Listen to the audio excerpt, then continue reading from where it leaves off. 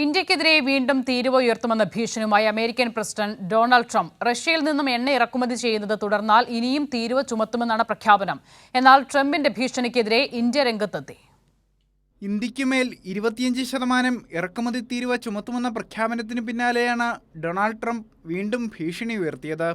കൂടുതൽ തീരുവ ഇന്ത്യയിൽ നിന്നുള്ള ഉൽപ്പന്നങ്ങൾക്ക് ഉയർത്തുമെന്നാണ് ട്രംപിന്റെ പുതിയ പ്രഖ്യാപനം. ഉക്രൈനിൽ കൊല്ലപ്പെടുന്നവരെക്കുറിച്ച് ഇന്ത്യക്ക് ആശങ്കയില്ല എന്ന് ചൂണ്ടിക്കാട്ടിയായിരുന്നു ട്രംപിന്റെ തീരുവ ഭീഷണി. എന്നാൽ അമേരിക്കയും യൂറോപ്യൻ യൂണിയനും ഇന്ത്യയെ ലക്ഷ്യം വെക്കുന്നുവെന്ന് വിദേശകാര്യ മന്ത്രാലയം പ്രതികരിച്ചു. ഇത്തരം നടപടി ന്യായീകരിക്കാനാവാത്തതും യുക്തിരഹിതവുമാണെന്നും രാജ്യസുരക്ഷയും സാമ്പത്തിക സുരക്ഷയും മുൻനിർത്തി ശക്തമായ നടപടികൾ സ്വീകരിക്കുമെന്നും ഇന്ത്യ വ്യക്തമാക്കി. അമേരിക്കയും യൂറോപ്യൻ യൂണിയനും റഷ്യയിൽ നിന്നും ഇറക്കുമതി ചെയ്യുന്നതിൻ്റെ വിവരങ്ങളടക്കം ചൂണ്ടിക്കാട്ടിയായിരുന്നു ഇന്ത്യയുടെ മറുപടി.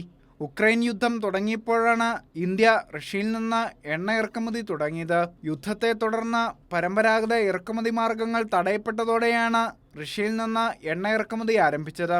അക്കാലത്ത് US അതിനെ പ്രോത്സാഹിപ്പിച്ചിരുന്നു. എണ്ണയുടെ ആഗോള വിപണി ശക്തമാക്കുമെന്നാണ് അന്ന് പറഞ്ഞിരുന്നതെന്നും വിദേശകാര്യ മന്ത്രാലയം വിശദീകരിച്ചു.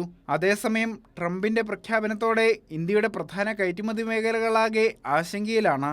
ഉയർന്ന തീരുവ ഇന്ത്യൻ ഉൽപ്പന്നങ്ങളുടെ മത്സരക്ഷമതയെ സാരമായി ബാധിക്കുമെന്നാണ് വിലയിരുത്തൽ.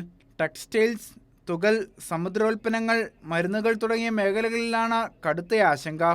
കാർഷിക മേഖല, ഭക്ഷ്യ സംസ്കരണം, ആഭരണങ്ങൾ, പെട്രോളിയം തുടങ്ങിയ മേഖലകളെയും ദോഷകരമായി ബാധിക്കും. സാമ്പത്തികമായി കനത്ത തിരിച്ചടി നേരിടുമെന്ന് ഉറപ്പായ സാഹചര്യത്തിൽ കേന്ദ്ര സർക്കാർ പ്രത്യേക സഹായം അനുവദിക്കണമെന്ന നിലപാടിലാണ് വിവിധ കയറ്റുമതി മേഖലകൾ. News desk, Kairali news.